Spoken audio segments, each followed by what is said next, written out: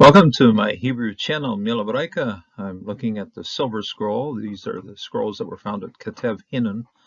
And we're looking at some place names. In other words, we're looking at why the place is called Ketef, Hinnon. Ketef, Hinnon is actually an invented name on the part of Gabi Barkai. And he looked at that and he placed that name on there. But it is derived from certain other places nearby, and also the term Ketef. Although the word Ketef in the Bible is actually applied to another spot, and we'll take a look at that other spot right now.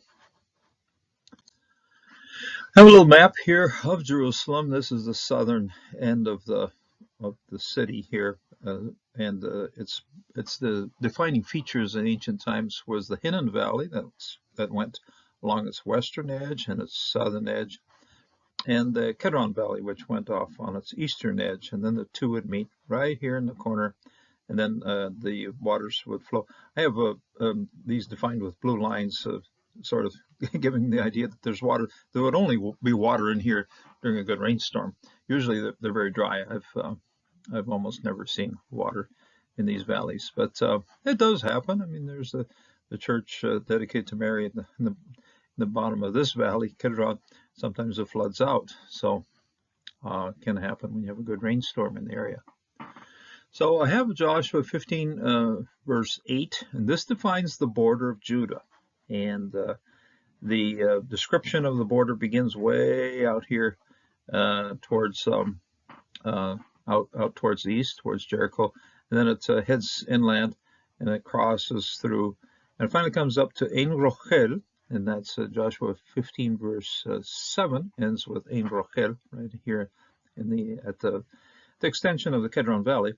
And then from there, Joshua 15:8 follows the limitations or the limit or the border of Judah on this side. And as you'll notice on the verbs, all of this is going up. So we're going up the valley. Allah, Allah, Allah. We have 2 or 3 times here. Same verb is used to describe upward progress of this particular border. So Ya'ala, and it goes up, Hagabul, the border, Ge Ben Hinnon, okay? This is the valley of Ben Hinnon.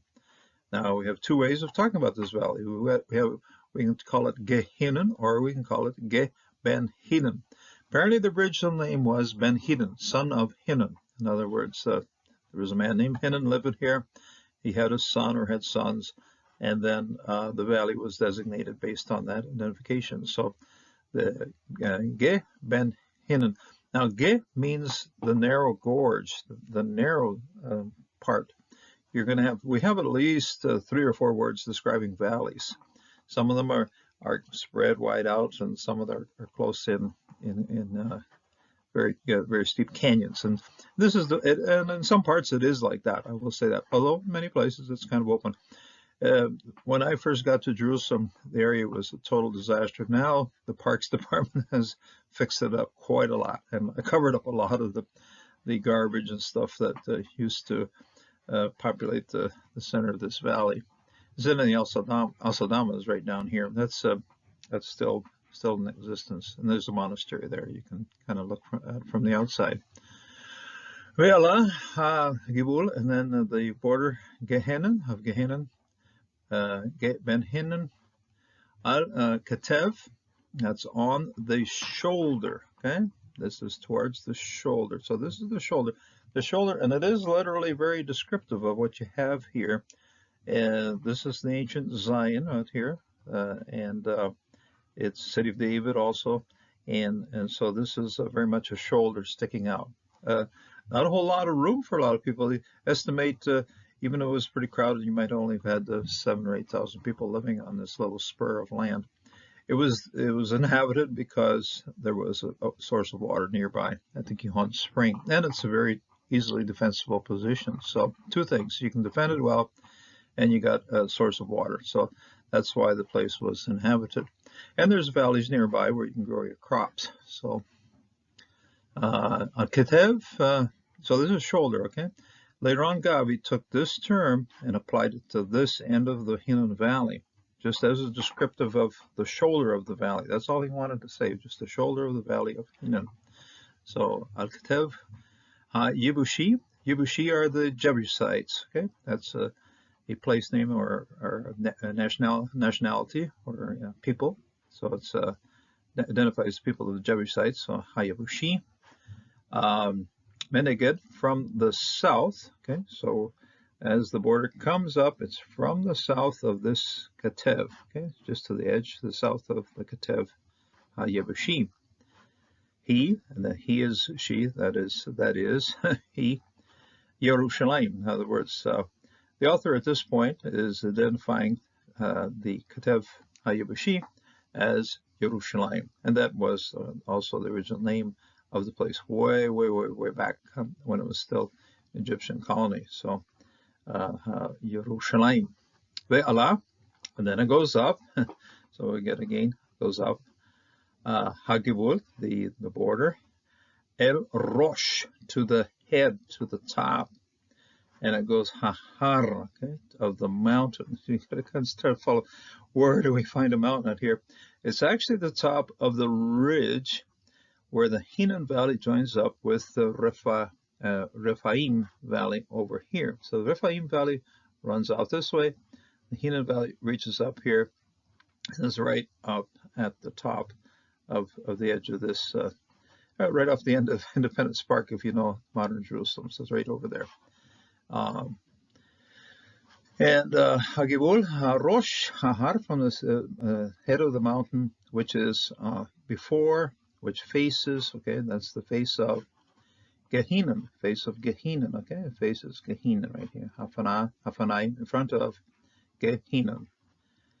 Yamma, okay, Yam is waters or ocean, okay, what ocean, what sea? It's the Mediterranean Sea that goes out this way, and this is towards the sea, towards the west. Asher, which is Meketza, which is at the end of the Emek. Emek is a valley, but it's, other than being a gate, it's actually a spread out valley, and that's what it is. From here, the Rephaim Valley goes way down this way. Okay, this is and it's entirely populated nowadays. It's all urbanized today. Back in the days when the first explorers arrived in Jerusalem, that was totally open land. But now it's all urbanized land now. So Emek HaRephaim Shofna, okay, which is to the north. That's the northern edge of this valley. So that's how they identify the very northern end of the Rephaim. And so you got the Rephaim over here. And most probably in the day, the people who lived in Yebushi, would walk across, because this valley does have open land, open expanses of land. So that probably was an agriculture area for them. Actually, very little limited space in here. The Garden of the King is down in here. That would, of course, be totally at the control of the king. So there really wasn't a whole lot of space available for agriculture. But get out into the Rephaim, yeah, you'll have lots of room for agriculture. And so that the previous description in Joshua that we were looking at was the border the border of Judah. Here we're looking at the border of Benjamin. So, and this time around it goes the other way.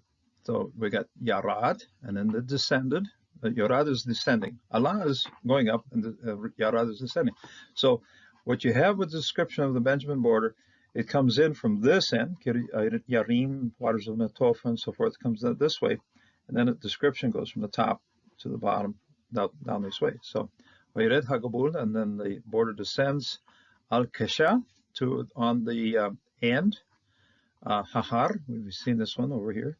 Hahar Asher Al Feneh, which is the front facing the valley of Geh, of Ben Hinnon. Okay, so the valley of Ben Hinnon.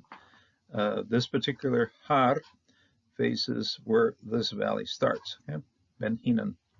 Asher, Be'emek, Rephaim, which is in the valley of Rephaim, okay, going on this way.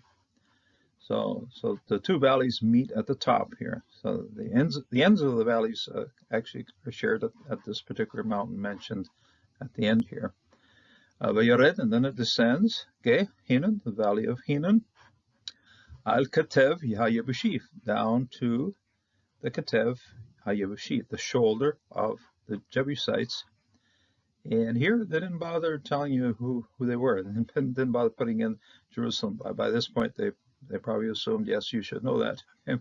Hayevushi Negeba, which is to the south, okay, right here to the south.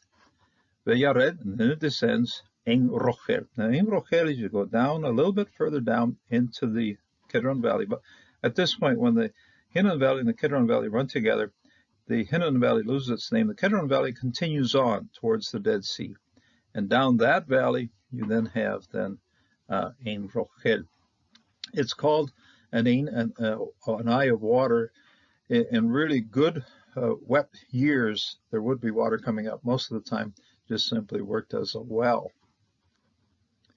Now, the reason for all of these identifications of Ketef, Hayevushi, the Gehenna, Hinnon Valley, and so forth, are simply to give us or put things in place so we know where this particular scroll was found. It was found on the shoulder facing the Hinnon. Now, Gawibaka would teach here at back then it was called Institute of Holy Land Studies. Later on, it was renamed Jerusalem University College. And as he was teaching, he would look across the valley. He'd see the St. Andrew's Church over there, and there were just all kinds of tombs spread around the yard of the church. And he said, "Wow, that should be a good place." About 1957, started 59, and in those years, then he discovered this particular artifact, which actually was the artifact that was the most important discovery of his entire archaeological career.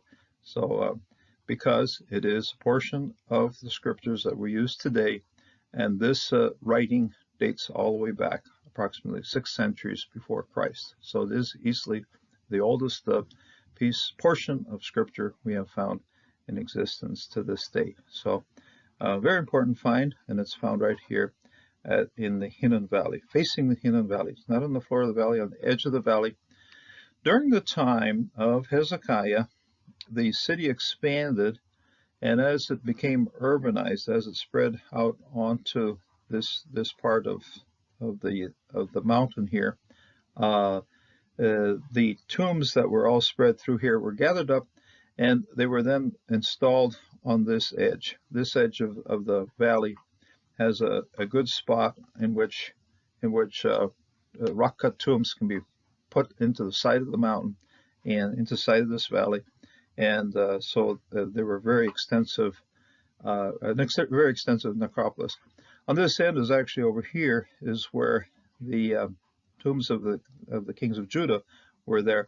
But it's a very narrow edge facing the Kedron, and you're running out of space pretty quickly over on this side. So once the need was there to have a place to bury people, the city of Jerusalem became regarded as holy ground.